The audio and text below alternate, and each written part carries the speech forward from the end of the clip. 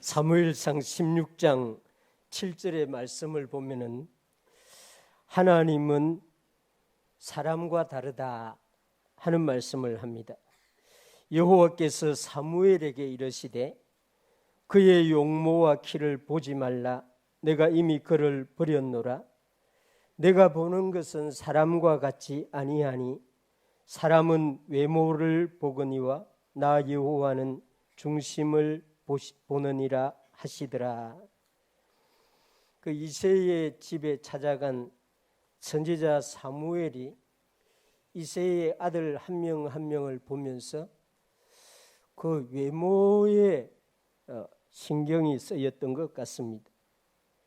그래서 하나님께서 사무엘에게 사람은 외모를 보지만은 나 여호와는 중심을 보느니라 이렇게 굳이 말해줍니다.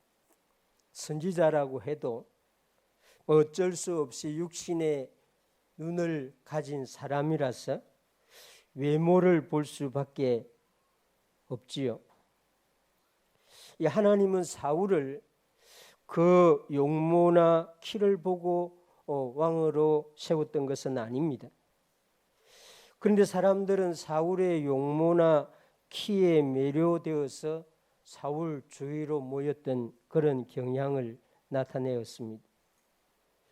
이 선지자 사무엘도 그런 것을 극복하지 못하고 하나님이 이 사울 왕을 버리고 다음 왕을 선택하여 기름 붓는 그 시간에 역시 이 사울도 이새의 아들 중에 한 명 한 명 돌아가면서 볼 때에 그 용모를 보고 있었던 것 같습니다. 그래서 하나님은 나는 중심을 본다 이렇게 말했습니다. 이런 말을 볼 때 여러분들은 어떤 생각이 듭니까?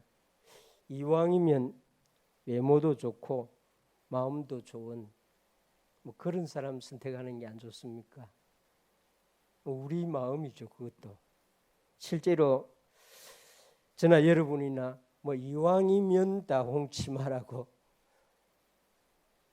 이왕이면 키도 크고 얼굴도 잘생기고 마음도 좋고 이걸 선호하지요. 근데 실제로는 우리는 그 마음을 선호하지 않는다. 하나님이 그렇게 말하고 있습니다. 하나님은 사람들과 다르게 분명히 보는 것이 다르다. 구약 성경에 이렇게 말합니다.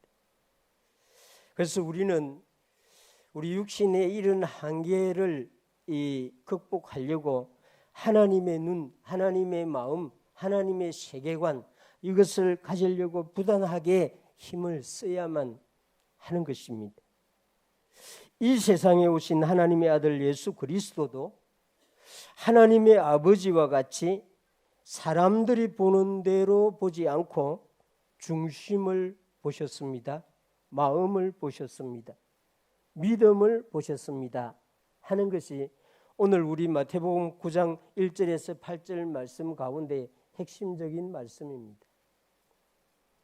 우리 예수님은 믿음을 보시는 분입니다. 2절에 보면 침상에 누운 중풍병자를 사람들이 데리고 오거늘 예수께서 그들의 믿음을 보시고 중풍병자에게 이르시되 작은 자야 안심하라 네 죄 사함을 받았느니라. 이 2절의 사건은 이 마태복음은 이 본 동네에서 일어난 일이라고 설명하는데 마가복음에 보면은 가버나움, 이 본 동네가 바로 가버나움입니다. 어느 집에서 예수님이 말씀을 전하고 있었습니다. 사람들이 너무 많이 모였습니다. 한 중풍병자를 4사람이 메고 왔습니다. 말씀을 듣는 무리 때문에 이 4사람은 중풍병자를 예수님께 데려갈 수 있는 길이 없었습니다. 4사람은 지붕을 뜯어서 구멍을 내고 중풍병자를 예수님 앞으로 내립니다. 마가복음에 보면 이렇게 설명이 되어 있습니다. 중풍병자를 예수님 앞에까지 내리는 4사람이나 중풍병자나 이 사람들은 요즘 우리말로 하면 창의적인 발상으로 행동한 사람들입니다. 지금 우리 같으면 그들의 이 창의적인 행동을 보고 칭찬을 했을 것입니다. 아마 면접을 보는 임원들, 기업의 임원들이라고 하면은 아마 이런 사람들 입사시켜 줄 것 같아요. 기가 막히지 않습니까? 어떻게 이런 생각을 하게 되었습니까? 누구의 아이디어였나요? 전에도 이런 일을 해본 경험이 있나요? 우리 같으면 이런 반응을 나타내었을 수도 있습니다. 아마 예수님의 말씀을 듣고 있는 사람들 가운데 저 사람들 기가 막히다. 어떻게 저런 발상을, 저런 창의적인 생각을 다 했을까? 이렇게 저런 방법도 다 있었네. 예수님에게 가는 길이 저런 길도 있었네. 이렇게 생각했을 수 있습니다. 그런데 우리 예수님은 놀랍게도 그들의 그런 행동에 대해서 전혀 언급하지 않습니다.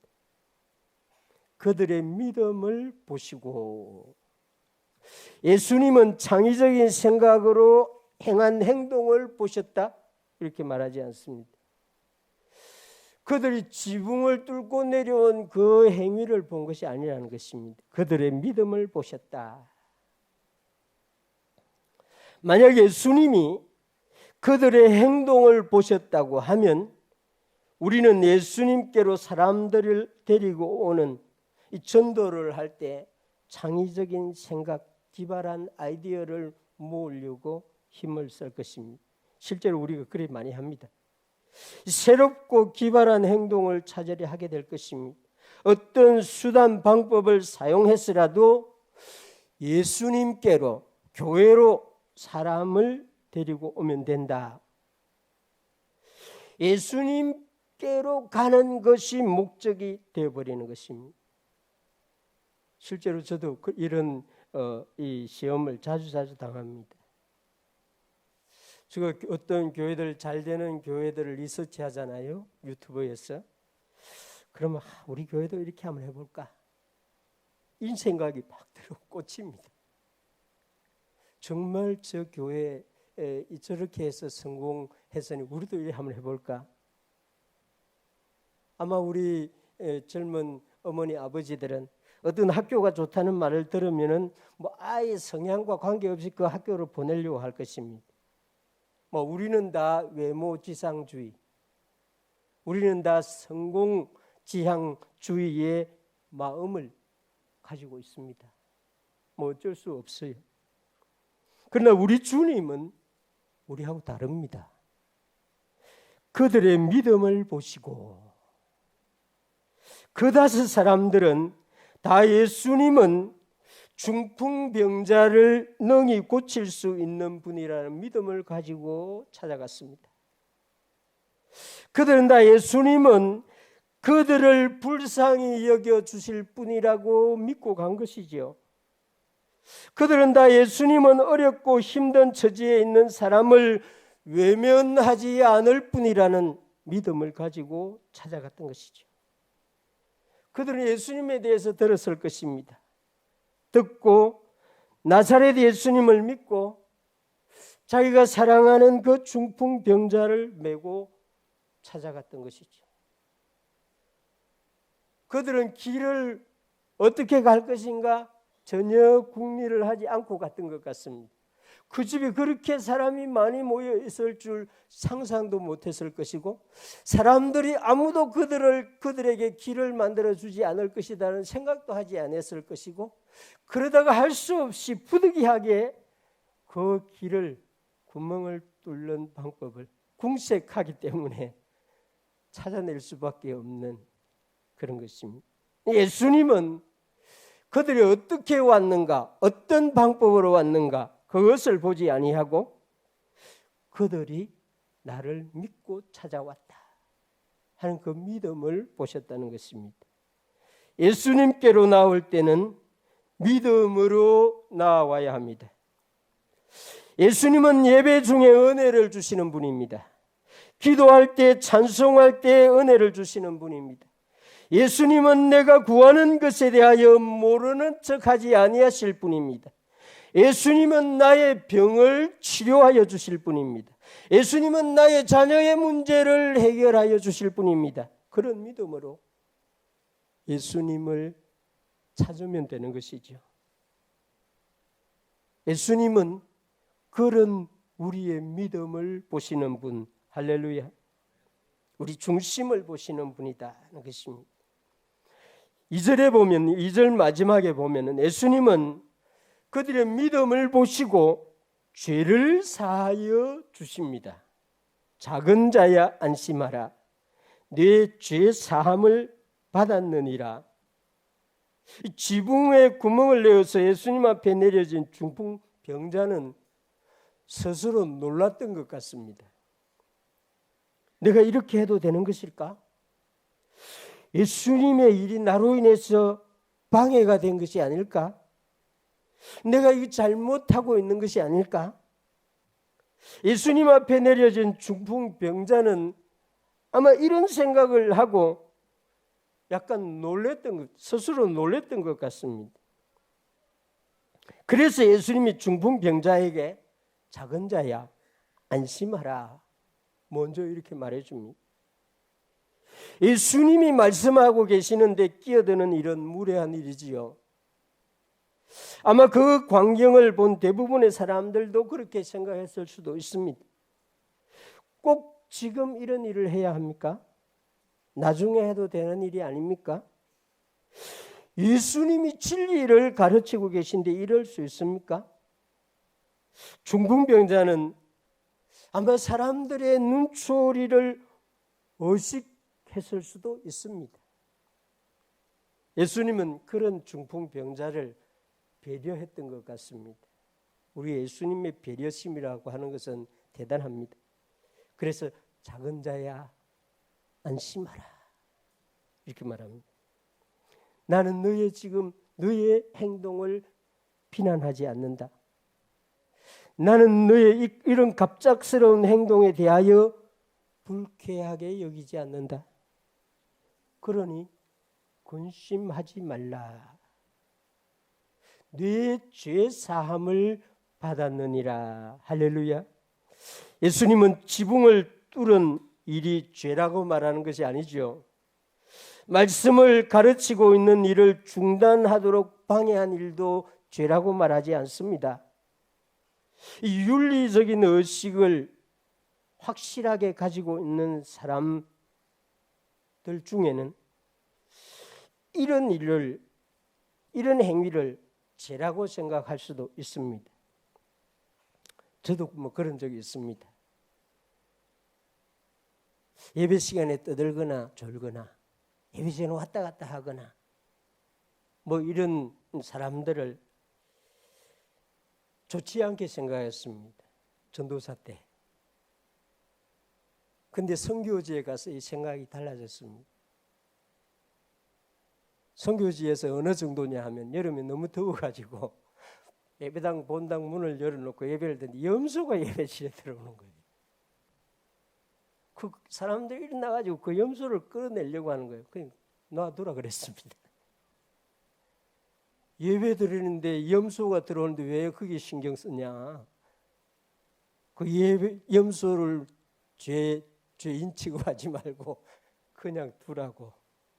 자기도 듣다가 설교를 잘못하면 나갈 것이니까 가만두라고 했어요. 이 선교지가 아주 이런 의식들이 하나하나 끼어졌습니다. 예수님 앞에 오는 사람들은 제대로 된 사람들이 거의 없습니다. 제대로 된 사람들은 바리새인, 서기관, 율법사 이런 사람들, 윤리적으로 철저한 사람들. 그런데 예수님 앞에 찾아오는 이 병자들, 이 또 여자들, 이 본 동네 사람들, 이런 사람들은 정말 우리가 그 자리에서 제3자적 자리에서 보면은 예수님을 불쾌할 사람들인데 예수님은 전혀 이동하지 않습니다. 예수님은 그걸 죄라고 생각한다든지 그걸 잘못된 일이라고 생각하든지 그렇게 생각하지 않습니다. 그래서 제가 우리 젊은 어머니들에게 아이들이 예배 시간에 왔다 갔다 하거나 떠들거나 이런 가만두라고 말합니다. 예수님 절대로 그걸 말하지 않습니다. 그냥 두고 어머니들이 예배를 드리면 되는 겁니다. 아버지들이 예배를 드리면 되는 거예요. 예수님은 그 사람의 마음 안에 있는 믿음을 보시고 근본적인 문제인 죄를 사해 주는 것을 선포하고 있습니다. 하나님과의 관계를 단절시키고 있는 죄, 멸망당할 수밖에 없는 그 죄를 사하여 주신다고 선포하고 있습니다. 무엇을 보고? 믿음을 보시고. 아마 그 사람이 믿음이 없이 단순히 병만 치료받기를 위하여 예수님을 찾아왔다고 하면은 예수님은 내 죄 사함을 받았느니라 이 말은 안 했을 것입니다. 우리 예수님 긍휼을 베푸시는 분으로 그냥 소자야 일어나 걸어가라 이렇게 말했을 것입니다. 근데 예수님은 그 사람의 믿음을 보시고 그 사람에게 더 중요한 문제부터 해결해 주셨는데 내 죄 사함을 받았느니라. 할렐루야. 이런 말은 사람이 사람에게 할 수 없는 말이죠. 오직 하나님만 할 수 있는 말입니다. 그래서 어떤 서기관이 이걸 너무 잘 아는 어떤 서기관들이 속으로 자기에게 말을 합니다. 이 사람이 신성을 모독하도다. 어떤 서기관들은 죄는 오직 하나님만 사하여 주실 수 있다는 이 교리를 바르게 알고 있었습니다. 그는 자기 앞에서 말씀하시는 분이 하나님이며 하나님의 아들이라는 사실은 꿈에도 몰랐지요.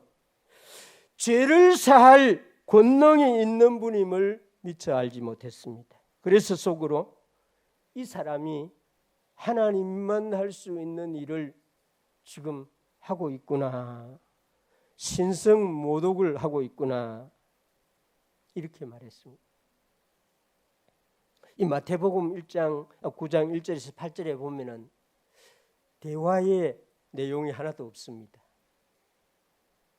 다 예수님이 사람의 마음을 아시고 생각을 아시고 지금 하고 있는 사건을 마태가 설명하고 있습니다. 예수님이 중풍병자에게 일어나 걸어가라고 말씀했으면 이 어떤 서기관들은 예수님이 신성모독을 했다고 생각하지 않을 것입니다. 예수님을 병자를 치료하는 신유의 은사를 받은 사람이구나 이렇게 생각했을 것입니다. 본문의 말씀, 이 본문의 사건은 예수님과 사람 사이에, 예수님과 제자 사이에, 예수님과 병자 사이에, 병자를 데리고 온 사람 사이에 대화가 일절 없습니다. 성경을 여러분들 잘 읽어야 됩니다. 예수님은 마음을 보시고 생각을 아시고 예수님이 일방적으로 다 행하시고 있습니다. 예수님은 모든 사람이 전혀 거부 반응을 일으키지 않는 방법으로 말할 수 있습니다. 일어나 걸어가라 하면 되는 거죠. 이렇게 말하는 것은 구약시대의 선지자들도 다 했습니다. 엘리야도 엘리사도 세례 요한도 했을 거예요.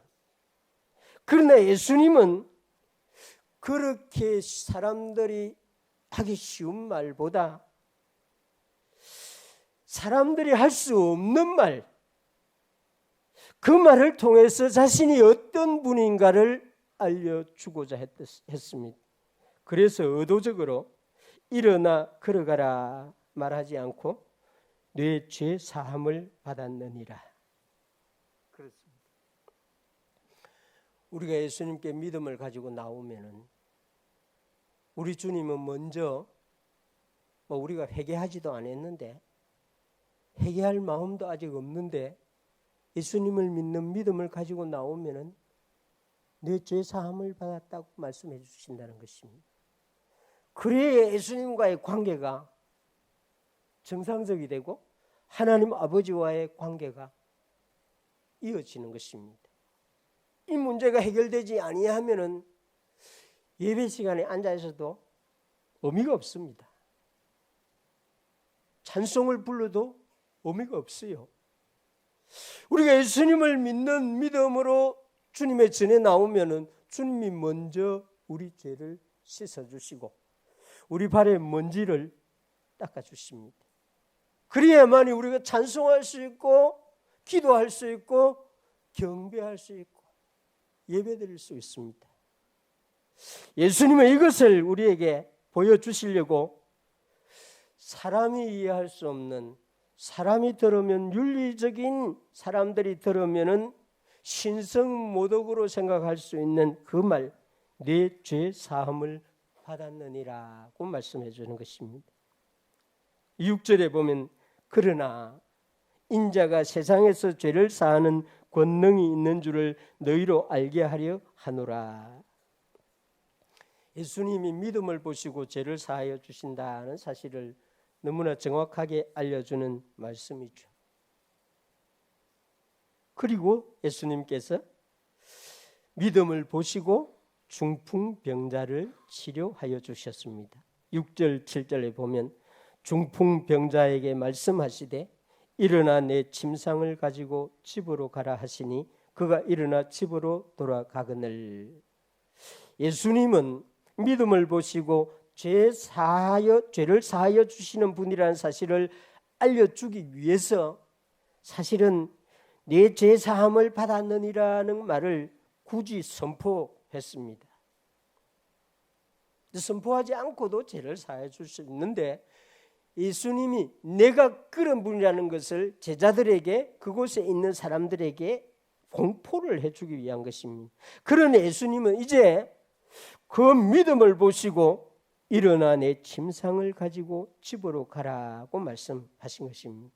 그래서 우리는 이 마태복음 9장 1절에서 이 9절에 8절에 나오는 이 사건은 예수님이 우리에게 두 가지를 동시에 알려주려고 기록한 말씀이라는 것을 알 수가 있습니다. 믿음은 구원을 얻죠. 구원은 죄 사함을 받아야만 되는 것입니다. 그래서 믿음으로 구원 얻는 것은 뭐 그 시간인지 그 앞인지 그 후인지 뭐 시간은 하나님에게 시간은 의미 없습니다만은 반드시 죄 사함이 포함이 되는 것입니다. 죄를 두고 구원을 받을 수가 없습니다.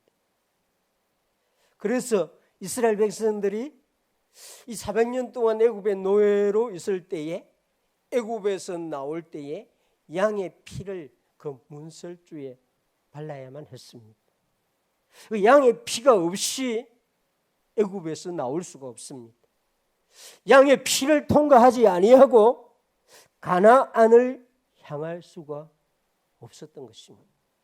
죄의 문제를 해결하고 하나님을 향하여 걸어갈 수 있는 것입니다.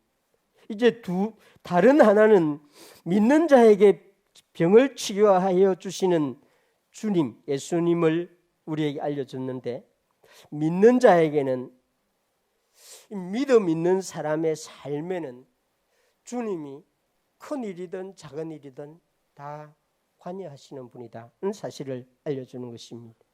육신의 병은 영원한 것이 아닙니다. 병을 가지고 살든지 건강하게 살든지 일시적이죠. 한시적입니다. 우리 몸에 어떤 질병이든지 그 질병이 끝나는 시간은,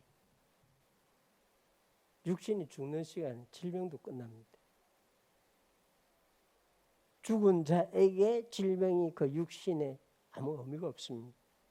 그래서 질병, 우리 어떤 질병은 한시적입니다. 뭐 치료를 잘 받으면 금방 치료받기도 하고, 좀 만성적인 건 오래 가기도 하고, 그 차이만 있을 뿐이죠. 이 우리 문제 중에 절대적인 게 아닙니다.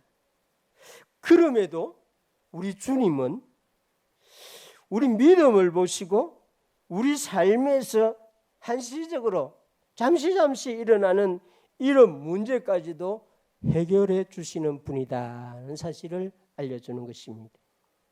이 마태복음 9장 28절에서 30절 말씀에 보면은 바로 그 장에 나오는데, 예수께서 집에 들어가시며 맹인들이 그에게 나오거늘 예수께서 이르시되 내가 능히 이 일을 할 줄 믿느냐? 대답하되 주여 그러하오이다 하니, 이에 예수께서 그들의 눈을 만지시며 이르시되 내 믿음대로 되라 하시니 그들의 눈이 밝아지니라. 예수님이 능히 죄사함 구원 문제뿐만 아니라 육신의 눈도 뜨게 할 줄 믿느냐? 예수님이 이래 물어본 거죠. 그러니 이 시각장애인들이 예수님 그렇게 할 줄 믿습니다, 이렇게 대답합니다. 그러니 예수님이 너희 믿음대로 되라, 이렇게 말씀합니다. 이 눈의 문제를 가지고 예수님께 왔던 사람들은 역시 믿음을 가지고 왔고, 그 믿음대로 되라고 예수님이 선포하신 것입니다. 우리는 두 가지 믿음을 갖고 있어야 된다는 거죠. 예수님은 나를 구원하시는 분, 내 죄의 문제를 해결해 주시는 분, 나를 천국으로 인도하시는 분, 성경이 말하는 교리적인 믿음입니다. 삶에서 또 예수님을 믿어야 됩니다. 예수님은 내 눈의 문제도 해결해 주시고, 내 치매 문제도 해결해 주시고, 내 뇌의 문제도 해결해 주시고, 내 심장의 문제도 해결해 주시고, 내 발가락의 문제도 해결해 주십니다. 이것도 믿어야 된다는 것입니다. 예수님이 나를 만드신 분이니 비록 의사들이 내 질병을 잘 알지 못해도 예수님은 다 아시고 계신다, 이런 믿음으로 예수님을 찾으라.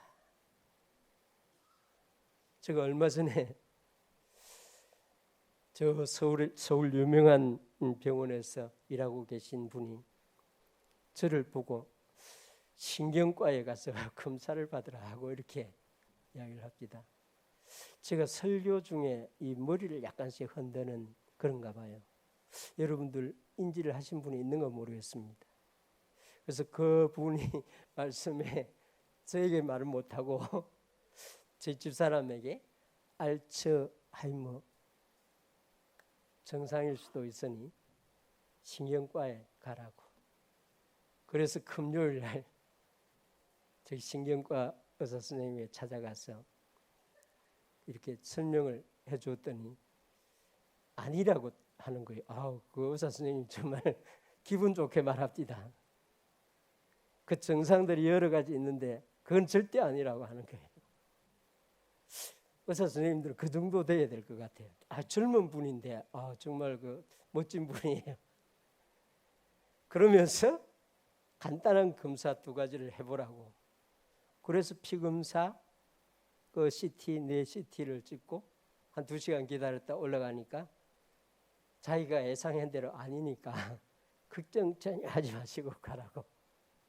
그거는 긴장을 했을 때, 극도의 심리적으로 긴장을 했을 때 일어나는 현상일 수도 있고 어느 날부터 습관이 되었을 수도 있는 것입니다, 이렇게 말합니다. 그래서 안심하고 이렇게 병원에서 나왔습니다. 우리는 우리 자신을 잘 몰라요. 또 그 의사가 확실하게 말했지만은 또 아닐 수도 있어요. 그러나 우리 예수님은 절대 그런 분이 아닙니다. 다 아시는 분이에요.